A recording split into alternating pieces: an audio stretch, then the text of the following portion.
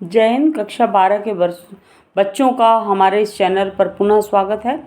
बादल राग नामक कविता का जो अंतिम जो पद्यांश है आपकी पुस्तक में, उसको लेकर आपके समक्ष हम उपस्थित हो रहे हैं।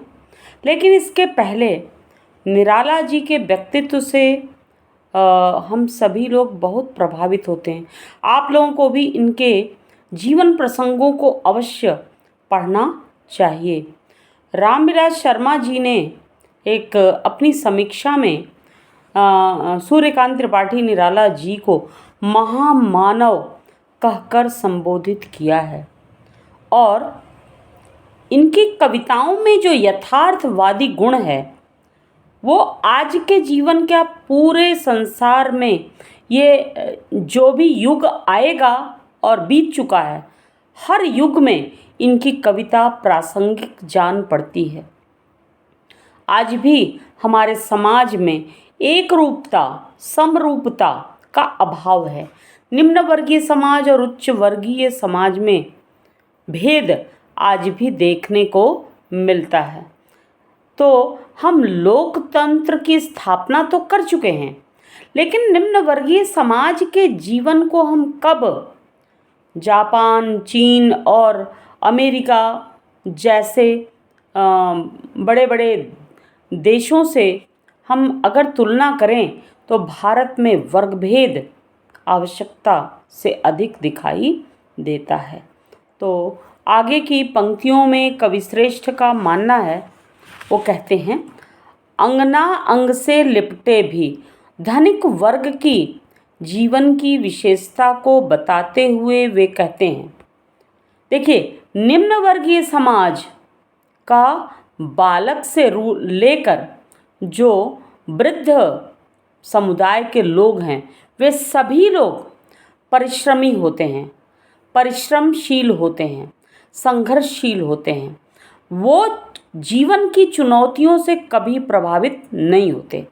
लेकिन तुलनात्मक दृष्टि से अगर आप देखेंगे तो उच्च वर्गीय समाज के लोग प्राकृतिक आपदाओं के समय में वे लोग कैसे दिखाई देते हैं, इस पर प्रकाश डालते हुए कविवर महामानव महाकवि निराला जी कहते हैं, अंगना अंग से लिपटे भी आतंक अंक पर कांप रहे हैं।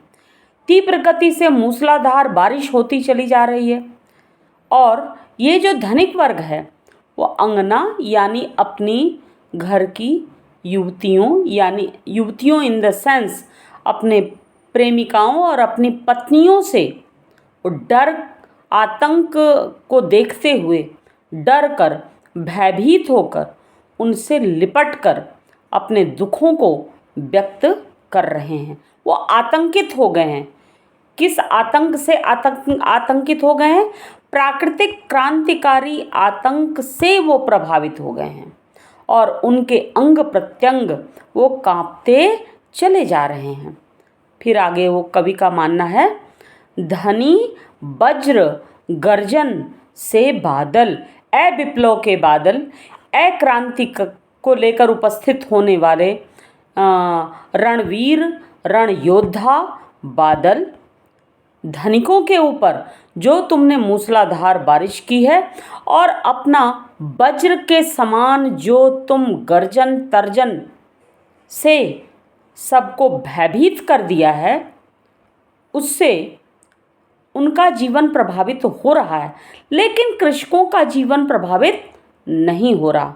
आगे वो कहते हैं कि निम्न वर्गीय समाज अर्थात कृषक वर्ग, वो उसके शरीर की काया कैसी है? जीर्ण बाहु है, शीर्ण शरीर। ये संस्कृत निष्ठ शब्दावली का प्रयोग किया गया है कि कृषकों का जो शरीर है, उनकी काया है, जीर्ण शीर्ण है। वो काम करते करते बहुत आयु न होने पर भी वो दिखने में बड़े दुबले पतले, वो मांसहीन लग रहे हैं, वो बहुत ही सूखे हुए से जान पड़ रहे हैं। शरीर उनका हड्डी मात्र, कंकाल मात्र वाली काया रह गई है। जीर्ण बाहु है, लगता है उनकी भुजाओं की शक्ति भी वो क्षीण हो चुकी है और शरीर भी वो मांसहीन हो चुका है। तुझे बुलाता कृषक अधीर, वो जो कृषक वर्ग है हे बादल, तुमको बार बार अपने अधीर होकर, क्योंकि उसके जीवन में सुख सुविधाएं नहीं हैं, सिंचाई करने के लिए तमाम साधन उसके जीवन में नहीं हैं, वो बादलों पर ही आश्रित है कृषक वर्ग। इसलिए वो कहता है कि हे बादल, तुम हमारे जीवन में भले ही क्रांतिकारी रूप लेकर उपस्थित हो, लेकिन तुम्हारी जल वर्षा से ही, अतिशय वर्षा से ही हमारी धरती धन धान्य से पूरित होगी और हमारा जीवन बहुत ही हम पूरे संसार को धन धान्य से पूरित कर पाएंगे।